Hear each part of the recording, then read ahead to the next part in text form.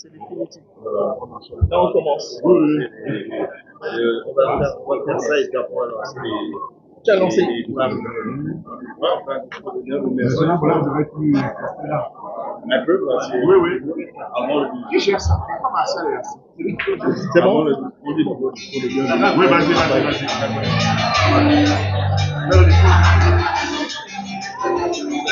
On va faire d'abord la. Non, c'est nous. Donne la parole à moi.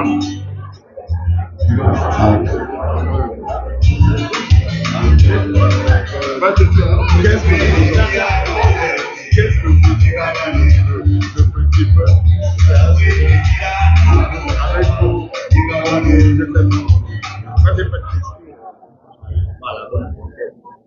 Mesdames et messieurs, nous allons poursuivre avec notre cérémonie. Nous vous remercions pour votre présence. Pour le discours de bienvenue, je vais appeler au pupitre le président du mouvement Éveil, Monsieur Ron Ebiemi. Je peux aller si tu veux changer. Allez, précis!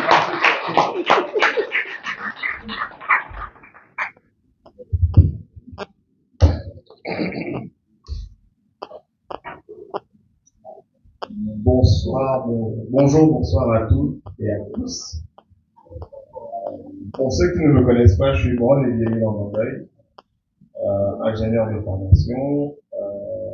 Je fais partie des créateurs du mouvement Éveil. Donc, au début, j'étais dans la coordination. Et pendant quelques mois, nous avons lancé le mouvement pour soutenir les actions de CPRI, tout ce qui était dans la transition. Aujourd'hui, nous sommes tous réunis là pour fêter les 1 an de notre mouvement. Sachez que je ne suis pas arrivé là par hasard. D'accord. Nous avons eu une élection libre et transparente au mois de décembre. Et c'est à l'issue de cette élection que j'ai été élu président. Donc, je suis fraîchement président. Et donc, ensemble, nous avons de grandes ambitions, encore pour demain. Nous souhaitons que ce mouvement soit un mouvement de référence ici dans la diaspora. Que celui-ci soit pour tous les Gabonais, de tout bord politique, de tout horizon. D'accord. Que nous soyons manœuvres, ingénieurs, je sais pas moi. Non, Gabonais déjà, ça c'est la base. Technicien de surface, exactement, c'est ce que je cherchais. Donc, Éveil, c'est avant tout, c'est une famille. Quand nous sommes en famille, nous ne sommes pas là pour faire une politique d'avant. Nous sommes là pour déjà nous réunir dans un premier temps. Ensuite, réfléchir ensemble sur comment nous allons faire pour bâtir le Gabon que nous voulons, que nous aimons, d'abord tous. Et surtout, comment est-ce que nous allons faire pour laisser une terre saine à nos enfants. Donc, je n'aurai pas beaucoup de choses à vous dire, si ce n'est merci d'être tous là, merci d'être présents, merci de venir fêter avec nous ces 1 an.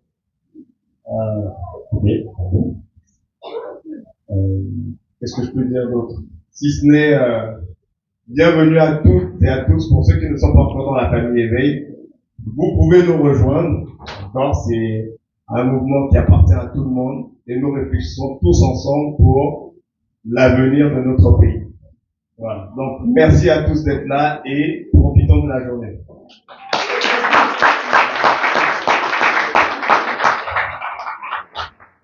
Merci, Président. Merci. Nous allons appeler maintenant sur le public l'architecte de tout cela, de ce mouvement qui a commencé très loin, qui va nous édifier, nous éclairer sur l'origine de ce mouvement. Je vous demande d'applaudir Monsieur Cyril Onin, s'il vous plaît.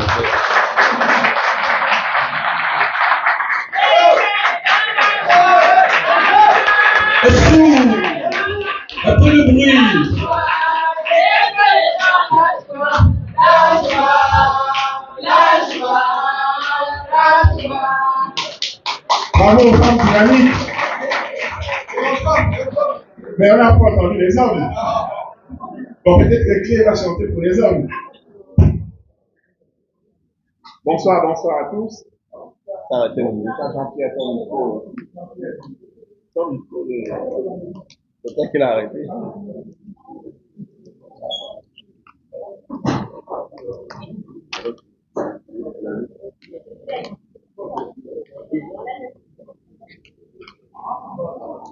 On ne veut pas qu'il parle. Le micro ne veut pas que Cyril parle. Clé ne voulait pas que je parle.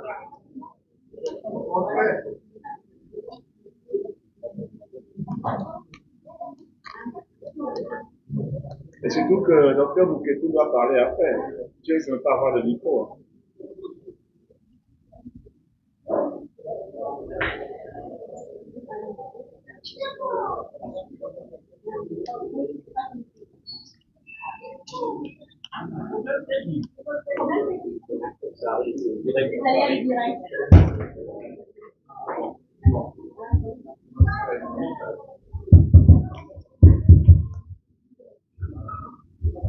Merci.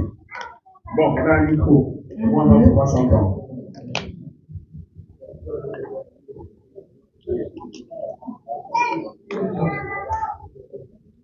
Bonsoir à tous et merci pour votre présence. Je tiens solennellement, avant de vous tenir mon propos, vous demander une faveur.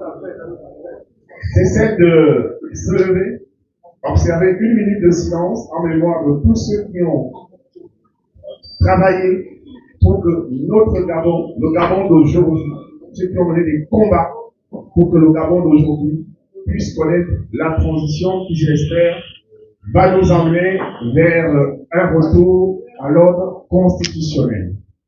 1 minute de silence pour ces héros qui ont œuvré pour notre pays. S'il vous plaît.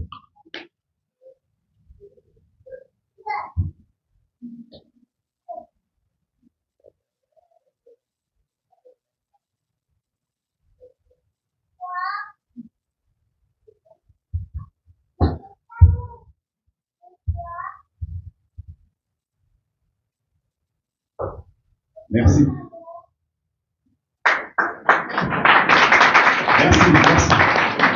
Merci. C'était un devoir de mémoire pour tout simplement vous dire que le Gabon, c'est nous. Le Gabon, c'est nous. Et j'aime quelques paroles de notre hymne national. Je vais me faire un réel plaisir de vous les reprendre. C'est « Oublions nos querelles, ensemble, bâtissons l'édifice nouveau auquel tous nous rêvons. » C'est-à-dire qu'il y a dans chaque famille des divisions, des querelles. Et lorsqu'on arrive à les dépasser, on arrive à avoir des résultats qui profitent à l'ensemble, donc au collectif. Voilà l'ADN d'éveil. L'ADN d'éveil, c'est rassembler les Gabonais. Peu importe qui vous soyez, ce que vous pensez, chaque citoyen a droit à la parole, c'est la première chose. Chaque citoyen est utile à la construction du pays. Et donc, comme le disait le président, bienvenue chez vous. Vous êtes ici à Éveil. Éveil, c'est votre maison, c'est notre maison et c'est le Gabon qui se construit.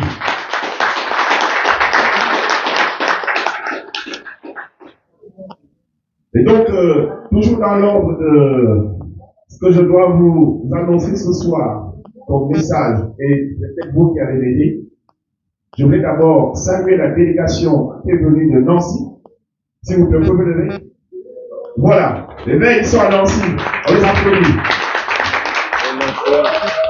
La délégation qui est venue de Marseille. Voilà, ils sont pas timides, je peux voir. Bon, les Lyonnais sont là. C'est ça, hein? La région centre, ils sont un peu cachés. Tours.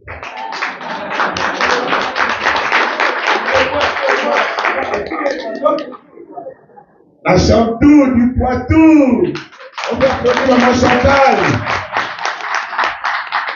Et bien évidemment, d'autres régions, je pense Rouen, je ne sais pas s'ils sont arrivés, ils sont en route. Et bien entendu, nous avons l'île de France. C'est nous. Nous sommes les plus nombreux, n'est-ce pas? Voilà. Éveil, c'est toute la France. Éveil, c'est nous tous. Éveil, c'est pour vous. C'est pour construire le Gabon. Nous avons créé ce mouvement. Nous soutenons l'entrepreneuriat. C'est le thème de cette journée. Le village artisanal. C'est des actions que nous allons répéter aussi bien à l'intérieur du pays que même sur le plan national à Libreville. Parce que c'est par l'entrepreneuriat qu'on construit un pays. C'est l'entrepreneuriat qui crée de la richesse et donc qui crée du travail. Et le travail, c'est l'épanouissement. C'est le travail qui permet à l'homme, à la femme, de pouvoir nourrir sa famille. Et donc, de s'épanouir dans la vie. Voyez-vous? Et c'est ça, éveil. C'est pour construire le Gabon, avec des Gabonais. Le Made in Gabon est à l'honneur aujourd'hui. Et donc, je voudrais applaudir, je voudrais que vous applaudissiez, avec moi d'ailleurs, tous ceux qui ont pris le courage d'exposer aujourd'hui. Mention spéciale à vous. Est-ce qu'on peut les applaudir, s'il vous plaît?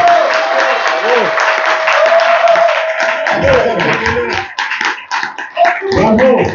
Il faut poursuivre. Continuons à entreprendre. Il n'y a pas que la fonction publique. Il n'y a pas que la fonction publique. N'oubliez pas d'acheter. Et bien sûr, il faut acheter, hein. Faites la recette.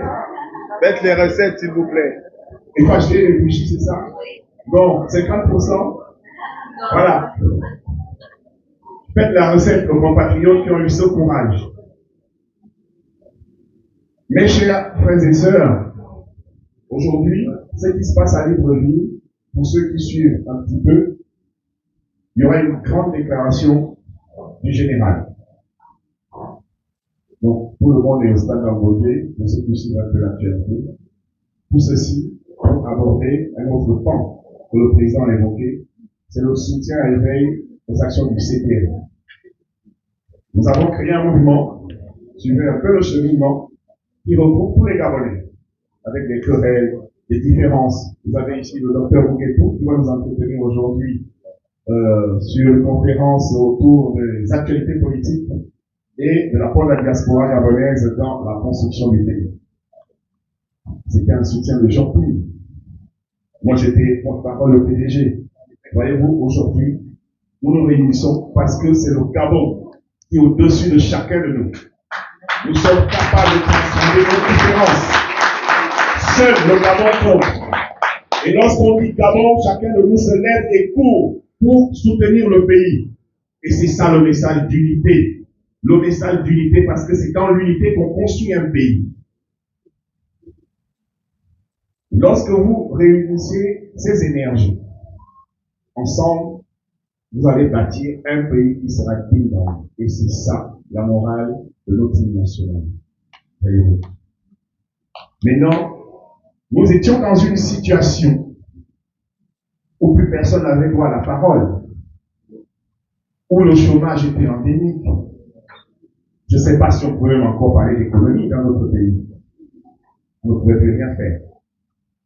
Et certains compatriotes ont eu le courage de mettre un terme à cela, un 30 août 2023. Je voudrais qu'on applaudisse ces héros du CPRI qui ont délivré le Gabon. Et avec eux un homme, c'est le général Brice Clotaire Oligui Nguema qui s'apprête à quitter l'armée. Et donc, je voudrais que vous vous leviez pour soutenir ce héros et l'encourager pour son avenir. Donc, s'il vous plaît, priez avec moi. Son nom. Brice Clotaire. Brice Clotaire. Brice Clotaire. Voilà. Merci. Merci à vous. On se devait ici dans la diaspora de le soutenir. Ils ont pris des risques pour nous. Et c'est cela éveille également. Savoir reconnaître ce qui est bien pour le collectif. Donc, je vais pas m'éterniser parce que quand je commence à parler, mon président me regarde, il dit, mais on risque de dormir ici. C'est le président, je sais. On a pris un peu de retard. On a des fédérations à installer. On a notre docteur qui va nous entretenir. Donc, c'était un réel plaisir de vous voir ici aujourd'hui. Nous allons rester jusqu'à quand vous voulez, hein, c'est ça, président. Ah. On fait quoi après, il y aura une collation. Ok. Donc, merci à vous. N'oubliez pas, il y a le village que nous allons tous visiter ensemble. Faites de la recette à ces compatriotes qui sont venus exposer. C'est ça le Gabon qui gagne.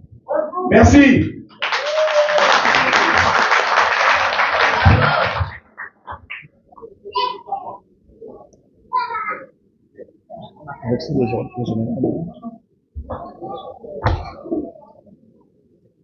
Merci, Monsieur Ona.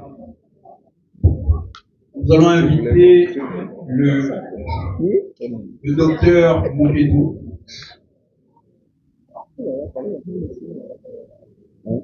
Je vous demande d'applaudir le docteur Moukedou. Je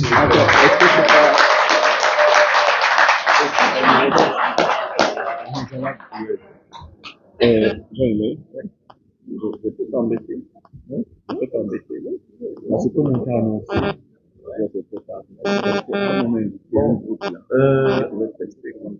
Je voudrais d'abord, avec votre permission, exprimer ici, si vous me permettez, ma profonde gratitude à l'association Éveil. Éveil, qui m'a invité donc pour venir présenter, bien s'entretenir avec vous sur deux thèmes essentiels. Donc, c'est un honneur pour moi, chers compatriotes, chers invités, et c'est un privilège aussi de me retrouver parmi vous pour animer cette conférence. Et je voudrais dire ici que Éveil est une structure que j'admire beaucoup, une structure patriotique. Comme Cyril le disait, vous connaissez nos citations politiques. Je voudrais saisir de cette occasion en vous disant que sans la révolution libératrice du 30 août 2023, il était impensable, je précise bien impensable, que moi qui suis en face de vous, considéré comme opposant, considéré comme résistant au système criminel et antidémocratique d'Ali Bongo Ondimba, ou bien au système déchu, de me retrouver avec un ancien PDGiste, Cyril Ona, que même étant dans le PDG, je vous avoue que nous échangeons parfois, puisque, comme il a si bien dit, nous sommes d'abord des Gabonais. Je saisis donc de cette occasion qui m'est offerte pour vous exprimer ma reconnaissance. Vous me permettez, ma reconnaissance, donc, à l'endroit du président de la transition, le général Brice-Claudien Olivier Ndema et ses collègues qui sont regroupés au sein du CTRI. Et je voudrais vous dire ici que moi qui suis en face de vous, je suis pour nous par mon père qui est décédé en 1975 du clan Simbu, donc Amwela, et du côté de Wadi, je suis du clan Badouni. Je suis à cheval donc entre ces deux provinces. Je suis, si vous voulez me connaître davantage, le petit-fils du médecin personnel de Léonba, qui s'appelait donc Monsieur Mbouka. On l'appelait docteur, en fait, en réalité, c'était un infirmier d'État à cette époque.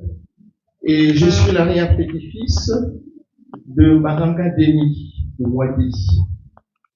Donc, c'est un plaisir pour moi ici. Je voudrais commencer cette conférence sur une citation qui dit ceci: les opportunités ne se présentent pas, elles se créent. C'est une citation de Chris Crosser, un entrepreneur et un photographe contemporain états-unien du XXIe siècle.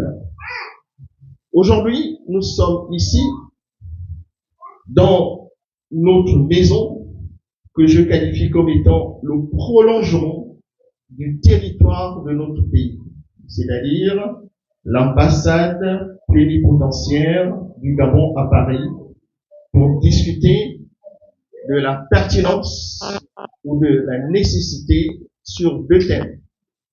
Comme M. Ona le disait, le premier thème va porter sur l'entrepreneuriat dans la diaspora gabonaise en France. On pourra aller aussi au-delà. Et ensuite, nous allons aborder un thème avec, puisqu'il parlait de l'actualité, sur les élections présidentielles et législatives dans la diaspora, avec un focus sur les circonscriptions électorales. Vous savez que pour la première fois, il y a des circonscriptions électorales qui ont été données à notre diaspora, la circonscription de l'Afrique et celle de l'Occident. Alors, pour ce qui concerne le premier thème, je ne vais pas être très long, parce que je souhaiterais que nous engagions donc un débat. Je voudrais juste dire que l'entrepreneuriat, c'est quoi d'abord? C'est porter, c'est créer une activité ayant pour objectif de générer des richesses pour le développement de l'écosystème qui est le nôtre. Et quand on parle de l'écosystème, ça veut dire qu'en fait ici, en tant que citoyenne gabonaise et citoyen gabonais, nous allons ici, donc, dans un premier temps, préciser qu'en fait, il s'agit des idées ici qui ont un rapport avec l'homme et son milieu. Et nous allons poser trois problématiques essentielles pour essayer un peu de comprendre ces thématiques. Et Cyril me précisait que après cet exposé, nous allons faire une pause musicale et après nous allons enchaîner avec le deuxième thème. C'est bien ça? C'est ça. Je ne me suis pas trompé. Donc, quelles sont les problématiques de cette conférence sur le premier thème? Nous allons poser trois questions. La première question est la suivante. Quelles sont les conséquences auxquelles fera l'État qui ne prend pas à cœur une promotion suffisante de l'entrepreneuriat? Deuxième question, comment pouvons-nous encourager et soutenir les membres de la diaspora gabonaise à devenir des entrepreneurs dans l'intérêt de notre pays, c'est-à-dire être capables de transformer leurs idées en projets à réaliser en France ou ailleurs. Mais nous pouvons aussi nous poser une dernière question, mais y a-t-il suffisamment de Gabonaises et de Gabonais susceptibles de créer des entreprises dans la diaspora? On répondra à ces trois questions. Donc, ici, je voulais juste parler dans un premier temps des formalités.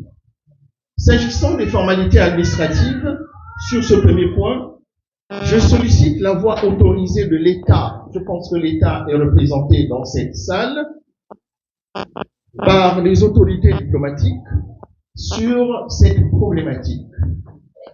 Nous serons heureux de recueillir donc leur expertise.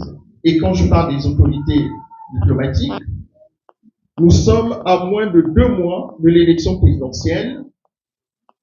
Je voulais aussi vous dire que pour ce qui est de la question de nos frères et sœurs exilés politiques du régime déchu d'Ali Bongo Ondimba, nous rêvons, nous attendons, nous espérons une détente, vous me permettez l'expression, et même une résolution définitive ou bien un règlement définitif de la question entre les nouvelles autorités issues des élections et les exilés de l'ancien régime. Nous sommes en période de transition. Permettez-moi, chers compatriotes et chers invités, de faire l'économie de cette problématique. Mais si c'est, vous avez compris, vous me voyez certainement sur les réseaux sociaux, moi j'ai un candidat déjà. Je sais, même certains disent, bon, il ne sera pas, il n'a pas encore déclaré sa candidature. Moi j'ai un candidat. C'était sûr, il sera candidat. Donc, je voulais vous dire que si c'est mon candidat, le général Brice Clotaire Olivier Léna, le président de la transition, qui gagne l'élection présidentielle du 12 avril 2025.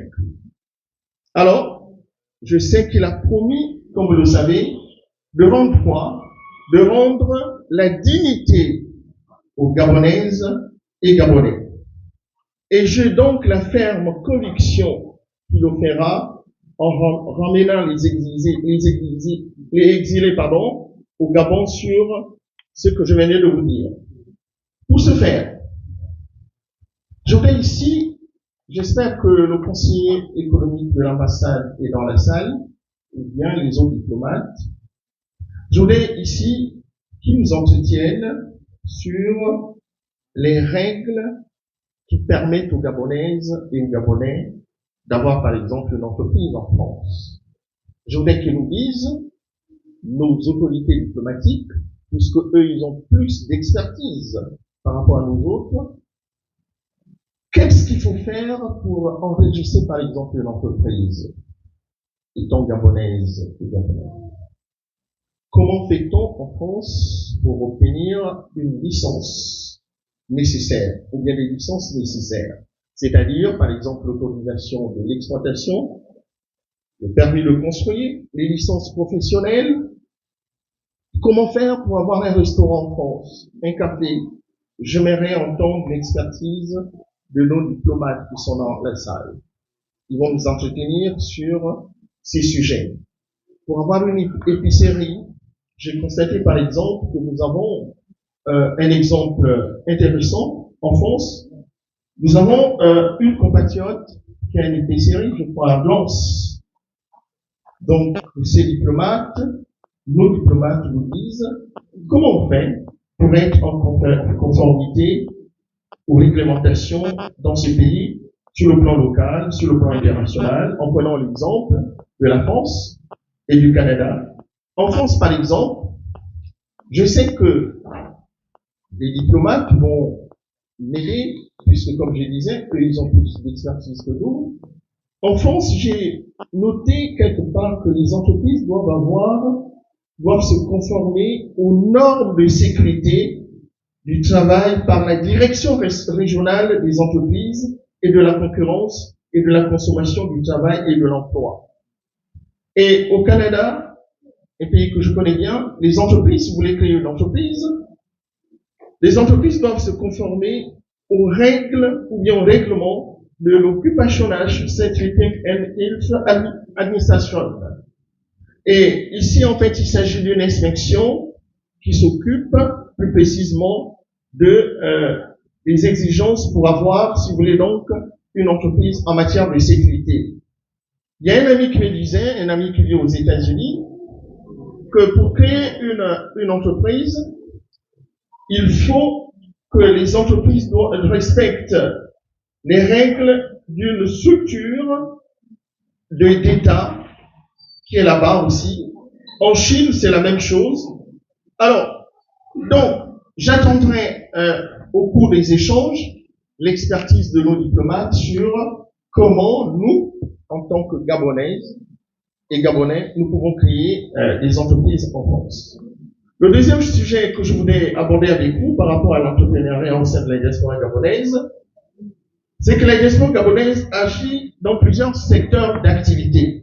En faisant des recherches, j'ai vu que l'entrepreneuriat peut se manifester dans divers secteurs d'activité. Prenons l'exemple du café, du cacao, du manioc même, en France. Nous avons une Gabonaise, comme je disais, à Lens. Je n'ai pas son nom, je ne sais pas si elle est dans la salle. Une Gabonaise, c'est quelqu'un qui m'a donné cette information, qui est à Lens, qui a ouvert un magasin appelé Bolo. Je ne sais pas si vous connaissez ce magasin. Une épicerie bien ordonnée, d'après les informations qu'on m'a données, une épicerie sans petit propre. Vous voyez, quand vous arrivez là-bas, c'est vraiment formidable. Elle fabrique quoi? Elle fabrique et vend du manioc au bamba. Vous voyez, Gabonais. J'espère que nos diplomates vont nous donner des informations plus précises sur cette compatriote qui a cette épicerie. Elle fait venir les feuilles de manioc du Gabon. Vous vous rendez compte? C'est formidable. Et elle fabrique donc du manioc au bamba en faisant venir ses feuilles, et elle utilise aussi les tubercules de l'Amérique latine. Vous voyez, hein, c'est vraiment formidable. Donc, nos diplomates nous donneront des informations sur cette compatriote. Alors, s'agissant du financement, le financement est un élément important pour la réussite d'une entreprise. Et le rôle de nos ambassades, parlons un peu de ce point sur le rôle de nos ambassades. Eh bien, il faut préciser aussi des consulats. Il semble que nous avons un consulat à Paris, un consulat à Bordeaux, vous allez m'aider, un consulat où encore? Honoré, Marseille. Marseille aussi, et c'était Lyon. Quel est le rôle de nos ambassades et de nos consulats? D'après mes recherches, le conseiller économique, qui est certainement présent dans cette assistance, de l'ambassade jouerait le rôle de facilitateur et servirait, je parle au conditionnel, parce que j'aimerais avoir des confirmations, servirait donc d'intermédiaire entre les autorités gabonaises et les promoteurs économiques de la diaspora. J'ai découvert dans mes recherches que le conseiller économique informerait l'ambassadeur des dossiers en attente et veillerait à ce qu'ils soient traités efficacement. Ils pourront nous le confirmer. C'est le sens même de cette conférence. Je souhaite dans la partie question que les diplomates s'expliquent sur le rôle technique de la diplomatie gabonaise au service de l'entrepreneuriat des Gabonaises et des Gabonais à l'étranger. Parce qu'il n'y a que eux qui ont cette expertise. Certainement, ils vont nous apporter quelque chose. S'agissant d'un dernier point, avant-dernier point, sur la diaspora qui doit être présente et qui doit occuper une place de choix dans l'environnement des affaires au Gabon. Je voudrais juste vous dire que entreprendre est un levier de développement et de souveraineté économique. C'est un ami économiste qui me l'a dit. Entreprendre, c'est donner forme à un rêve. C'est prendre une décision en mettant en mouvement des idées destinées à générer des revenus. Lesquels revenus, ensuite, sont injectés ou investis dans les projets susceptibles de favoriser le progrès et le développement de l'homme et son écosystème. Donc, comme vous pouvez le constater, l'homme est placé au centre de la vie sociétale. L'homme avec grand H, bien sûr. Et il est animé par un esprit d'autruisme, nourrit l'intention de produire des richesses. À l'origine, qu'est-ce qu'on constate? C'est que l'État, en tant que personnalité morale, constituée d'agents humains dynamiques, avait pour vocation, en entreprendre, à créer des richesses qui sont destinées à être redistribuées. Aujourd'hui, sous l'influence, qu'est-ce qu'on constate? Aujourd'hui, nous constatons que les recommandations de la Banque mondiale, et c'est un point que j'aimerais que on essaie un peu d'échanger. Hein. Je ne critique pas les institutions internationales, loin de là. Mais qu'est-ce qu'on constate aujourd'hui? C'est que sous l'influence des recommandations de la Banque mondiale et du Fonds monétaire international, nous constatons que les multinationales, les secteurs privés locaux ont pris le relais, devenant les principaux producteurs des richesses dans notre pays, ou bien dans nos pays africains. Cette transition a appauvri l'État, on peut le vérifier dans notre pays. Cette transition, j'insiste, a appauvri nos États africains. Et cette transition a progressivement perdu ces entreprises publiques. Si vous allez au Gabon, si vous allez dans plusieurs pays africains, vous allez voir que, à cause de ces politiques, de ces institutions internationales, il y a plusieurs entreprises étatiques qui existent dans nos pays. Et j'aimerais aussi avoir une réaction, peut-être je me trompe, de nos diplomates, surtout le conseil économique est certainement dans la salle. Dès lors que l'État autrefois était considéré, bon, c'est toujours le cas au Gabon, pourvoyeur, si vous voulez donc, du bien-être des populations, c'est limité à un rôle mineur de régulateur. il régule l'État ici, tout en exerçant de façon limitée sa fonction de contrôle sur la production des dites richesses. Alors, je voudrais revenir sur ce point, sur l'importance maintenant de notre diaspora pour le développement économique et la création de ce que j'appelle le champion économique. Les champions économiques, vous voyez, si vous allez en Afrique de l'Ouest, il y a des champions économiques qu'on appelle des multimillionnaires, des milliardaires, parfois qui ont nos âges. Voilà. Vous pouvez le vérifier dans un pays comme le Sénégal. Mesdames et messieurs, je voudrais juste dire ceci. En abordant ce sujet sur la contribution de la diaspora gabonaise dans le développement du pays, qu'est-ce qu'on dit? On dit les Gabonais de France, les Gabonais des États-Unis, les Gabonais d'Allemagne, etc. Ils ne font rien par rapport à leurs amis du Sénégal. Mais attendez, ces Gabonais sont composés de qui? La plupart, si vous venez ici en France, 80%, ce sont des étudiants. Vous pensez qu'un étudiant, avec sa petite bourse, et même il y a même beaucoup qui sont plus boursiers comme nous à notre époque, sous Omar Bongo, je n'ai pas peur de le dire, je n'ai pas honte de le dire. Même étant, j'étais opposant, sous Omar Bongo, j'étais porte-parole du syndicat des étudiants, et Billy Lindsay, qui semble-t-il est candidat, il était président. Vous voyez, moi j'étais le porte-parole du syndicat des étudiants, et Billy Lindsay président. Vous savez, quand on finissait nos études, quand on arrivait en maîtrise, nous avions nos bourses. Et la plupart de ceux qui venaient, par exemple, en Occident, moi j'ai eu la chance d'être en diplomatie avec mes parents, mais quand nous arrivions en France, nous autres, il y a un service d'État qui nous accueillait à l'aéroport, sur Omar Bongo, hein. Il y avait même un bus qui nous prenait depuis l'aéroport et qui nous entraînait, je crois, dans le 5e arrondissement, c'est le Clous, c'est ça. Et arrivé au Clous, on nous donnait le gros lot, on était poussiers, sous Omar Bongo, hein. Je ne dis pas sous Ali Bongo, sous Omar Bongo. Et nous qui allons à Montpellier, parfois nous logeons avant d'aller à Montpellier pendant 3 jours à Paris, dans un hôtel, et pas n'importe quel hôtel. Et après on nous donnait des billets, on descendait, moi je suis descendu, je suis allé à Montpellier, passer mon 2A, et tout ça c'était aux frais de l'État gabonais. De nos jours, surtout sous le régime des CHU, que M. Oda soutenait, le régime des CHU, de M. Ali Bongo. Vous avez vu que nos étudiants, c'est tellement il y a des étudiants dans la salle, vous pouvez me contredire, hein. Nos étudiants vivent dans la pauvreté. Beaucoup sont pris dans des résidences universitaires.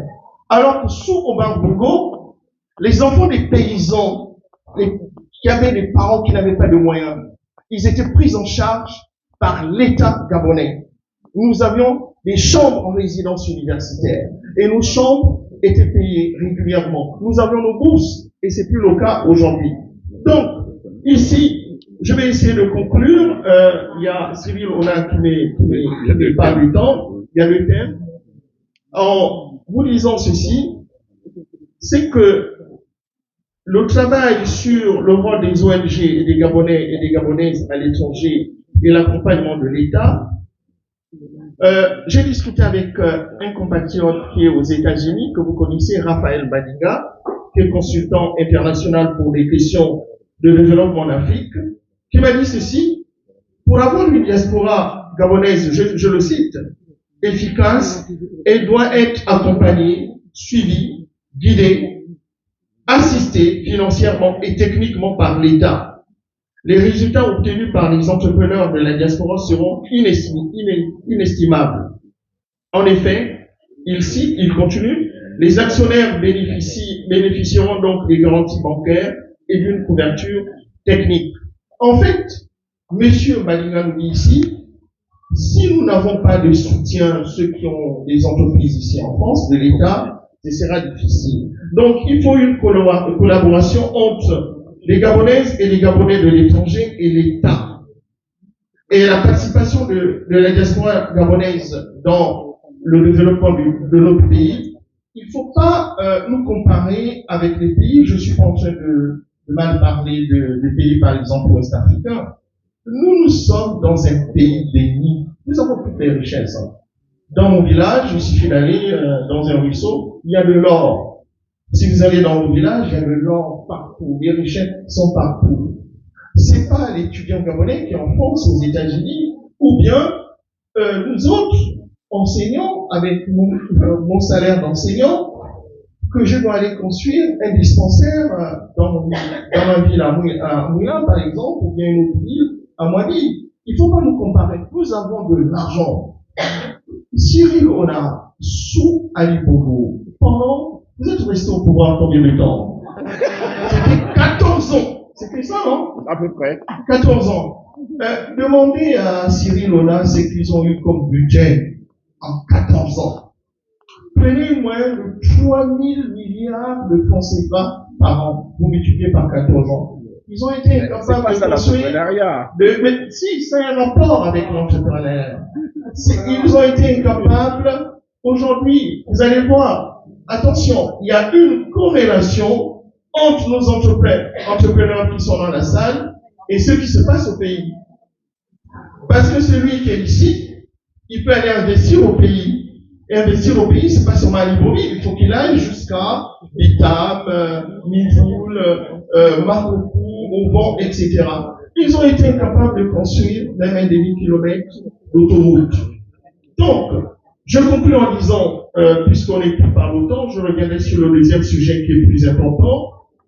S'agissant de la diaspora gabonaise dans l'entrepreneuriat, il faut retenir que l'entrepreneuriat et la participation citoyenne au sein de la diaspora gabonaise sont deux piliers complémentaires pour consolider le développement économique et démocratique de notre pays.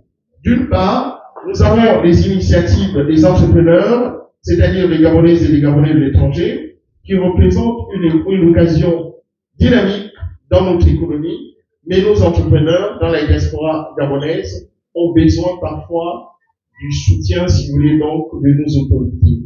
Et comme je vous disais, je préfère rester dans les échanges et surtout entendre nos diplomates qui sont dans la salle sur ce sujet. Je vous remercie. Merci, monsieur Moketo. Merci. Où sont nos autorités? Nous allons rester dans le même cadre de on va inviter quelqu'un qui vient de très loin, qui nous vient du sud de la France, monsieur Alain Caféry, qui va nous entretenir 10 à 15 minutes. 1, 2, 3, 4. Mesdames et messieurs, j'ai une bonne nouvelle et j'ai une mauvaise nouvelle à vous annoncer. Et comme vous préférez qu'on commence par laquelle? La mauvaise. C'est bien. La mauvaise. Alors, la mauvaise nouvelle, c'est que je ne suis pas un conférencier. Je ne suis pas un célèbre homme de discours. Ça, c'est la mauvaise nouvelle. Ok. Et maintenant, est-ce que vous voulez connaître la bonne nouvelle? C'est quoi la bonne nouvelle? La bonne nouvelle, c'est que nous, à Marseille, on est des hommes de dialogue. On est des hommes de terrain. On est des hommes qui parlent avec le cœur. Et les femmes aussi, bien sûr, avec le cœur. Alors, je vais rester debout, si vous permettez, parce que Non, mais tiens. l'idée est que vous puissiez tous ensemble partager cette journée et repartir chez vous avec vos valises pleines de trésors, pleines de discours et plein d'amour. Je vais me présenter, je m'appelle Alain Caffieri. Pour ceux qui me connaissent, m'appellent plutôt Tonton Caf à Marseille. Le bon Dieu m'a gâté puisque au mois de juin, le 24 juin, à la Saint-Jean, je fais mes 60 ans. Et oui. Il n'y a pas que les Noirs qu'on leur a faire pour être jeune. N'oublie pas de préciser que tu es gabonais. Oui, je suis gabonais. Oui, j'ai un passeport gabonais, mais c'est pas ça. Je suis gabonais parce que j'aime mon pays. Et quand on aime, on n'a pas besoin de papier. Quand on est homme et femme, quand on est en couple, on peut s'aimer sans avoir les papiers. Et c'est pas parce qu'on a les papiers qu'on s'aime, des fois. Donc, c'est pas une histoire de passeport. Ce que je veux dire par là, c'est que le dialogue que je vais vous tenir aujourd'hui, je vais vous le partager parce que je l'ai vécu. S'il vous plaît. J'ai vécu ce que je vais vous raconter. Donc, oui, je suis un entrepreneur, mais j'ai pas été un entrepreneur tout le temps. Mon histoire, c'est un enfant qui est né dans le sud de la France, il aura bientôt 60 ans, et qui est un enfant d'immigré, un enfant de pieds noirs. Vous connaissez les pieds noirs? Oui. Le jour de mon mariage coutumier, on m'a donné l'honneur de prendre le micro et d'expliquer d'où je venais. C'était il y a longtemps. C'était comme là maintenant. On se parlait les yeux dans les yeux, le cœur avec le cœur. Ce que je veux dire, c'est que rien ne peut arriver dans la facilité. Moi, je préfère gagner un match 1-0 à la dernière minute que 10-0. C'est peut-être pour ça que nous, à Marseille, on a une petite étoile au-dessus du gazon. Oh là là. Je l'ai placée.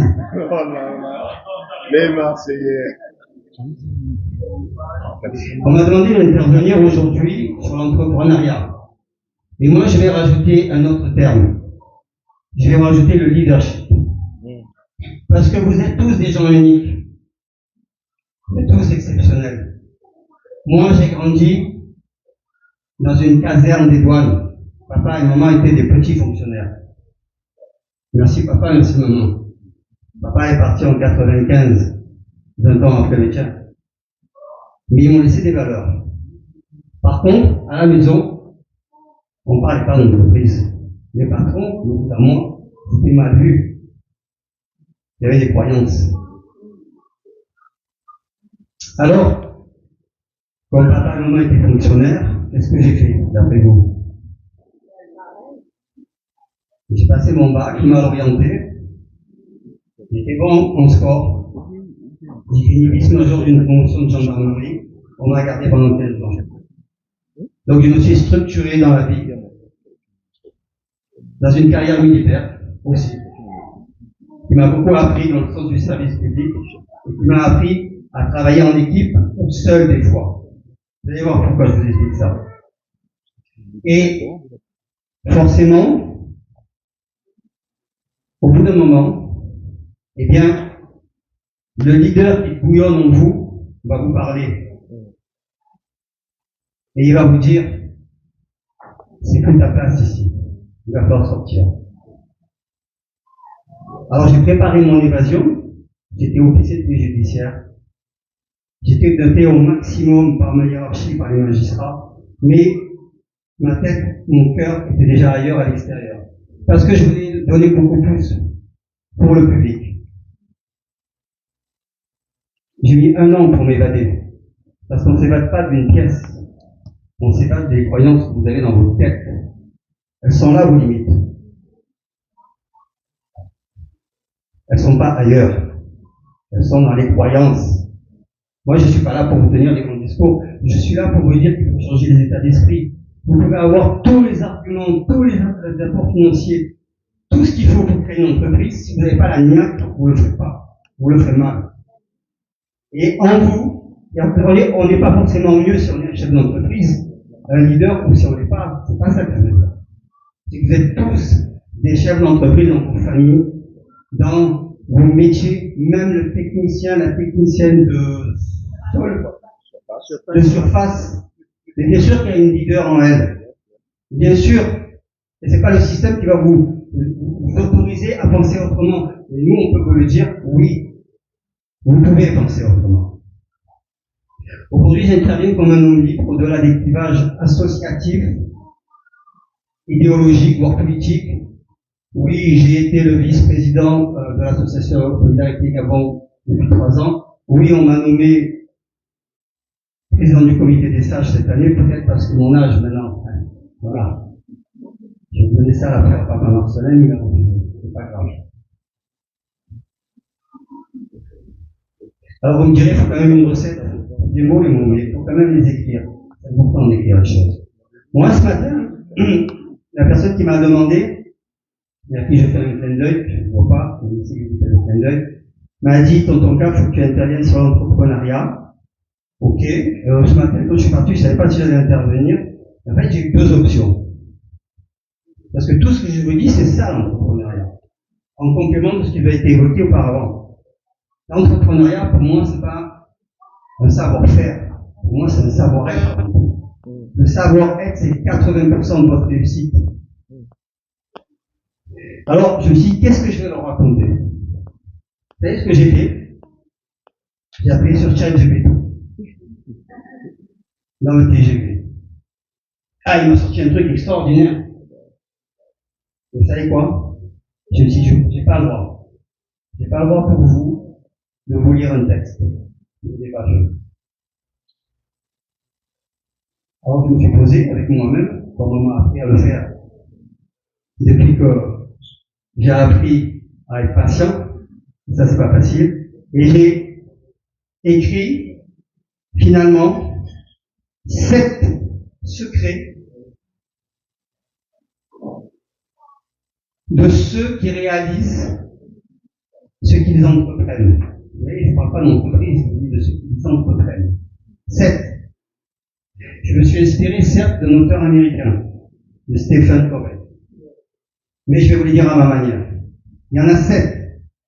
J'en finirai mon intervention. Le premier, c'est être proactif. Je vais développer derrière. Le deuxième, c'est avoir la vision. Le troisième, c'est la priorité. Le quatrième, c'est win-win.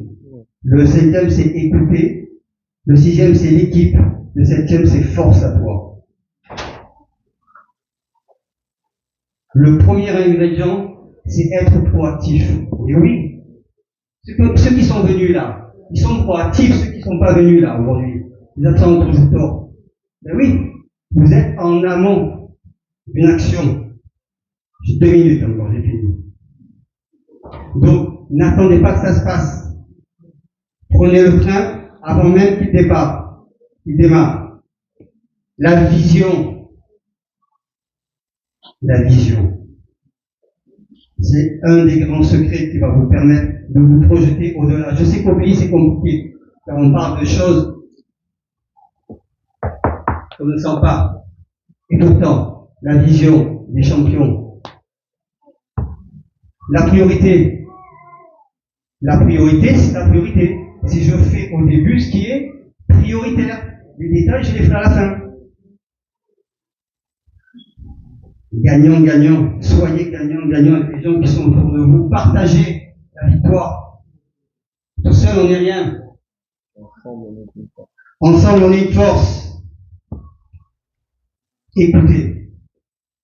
Il y a un proverbe chinois, j'aurais pas aimé qu'il soit africain celui-là. Il dit, vous savez pourquoi on a 2 oreilles et une seule bouche? Vous savez pourquoi? Pour écouter 2 fois plus que ce que l'on parle. Pour moi, c'est pas mon cas. Vous avez le micro, là, dans le micro. Mais écoutez les gens, et écoutez-les sincèrement. Intéressez-vous aux gens. Vous ne vous intéressez pas à vous-même. Le prêtre l'a dit tout à l'heure. L'équipe. Eh oui, l'équipe. Comment vous voulez faire des succès tout seul? Ça n'existe pas. Vous allez vous épuiser. Entourez-vous des bonnes personnes. Et surtout, la dernière chose. Prenez soin de vous. Vous êtes des personnes uniques. La première personne qui peut vous apporter des trésors, c'est vous-même. Mesdames, messieurs, je vous remercie. Vive l'entrepreneuriat et vive le Gabon. Merci Alain. Merci. Mesdames et messieurs, nous allons poursuivre notre cérémonie. Je vais inviter tout le monde à se rendre dans le village artisanal parce que nous sommes en hiver, donc le temps, et c'est pas éclairé dehors. Profitons du village artisanal, faites le tour, regardez ce qu'ils vous proposent, ce qu'elles vous proposent, et surtout, achetez, faites la recette à nos sœurs et nos frères. Voilà. Et après, on va revenir ici. Merci.